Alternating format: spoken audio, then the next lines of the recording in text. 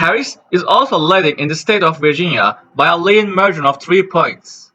In my forecast, it is going to trend about a point to the left. The state is also very college educated, but Glenn Youngkin, the governor here, could be pushing the state to the right a little bit. He does have a very high approval rating in the state, and his endorsement of Trump could be helping to bring the state closer to the right. The Best Virginia pollstar from 2020 has a margin of Harris +3, which aligns with my forecast very well. Harris is also leading in the state of Minnesota. This is a 2-point Democratic win in the state, so it is lean and trending about 3 points to the left in my forecast. Now, this state went for Biden in 2020 by about 7 points. It is very white and very college educated. However, in 2024, there was a high uncommitment Democratic vote in the primaries in the state. I think now that Harris is the nominee, that will go down, especially with votes likely helping her in the state by about a point.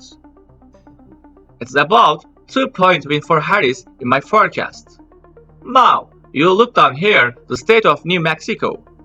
This is also the 2-point lead win for Harris in my forecast. The state is going to trend about a point to the right. From 2020, Biden did win the state by about 11 points. However, the state is a border state and the highest Hispanic electorate in whole country. This is where Trump can really make big gains. However, the state has high percentage of Mexican Americans and high Hispanic on the western side of the country have been slower to shift to the gap. So, that's why it's only trends about a point to the right in my forecast. Now, we arrive at the final 7 swing states. These will decide the 2024 election in my forecast. Let's start with North Carolina. This is 9 points likely win at from Trump in my forecast. He won it about a point in 2020, and the state trends typically with the nation at large, so it is voting about 6 points to the right of country in my forecast, just like it did in 2020. Now, you look at the state of Georgia. This is 7-point likely win for Donald Trump. This state has trended heavily to the left recent cycles, but it is only trending about a point to the left in my estimation because of the state's demography. You have the percent of 13 African American electorate here. Trump is going to make gains with the blocking vote. Not a substantial improvement, but an improvement nonetheless.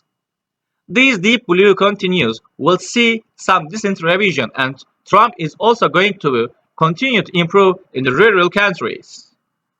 Those with Gather and Rather.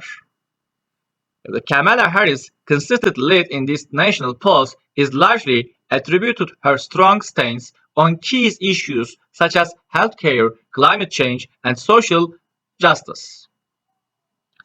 There are areas where her politics have resonated particularly well with younger voters and minority communities, groups that have increasingly leaned Democratic in recent election cycles.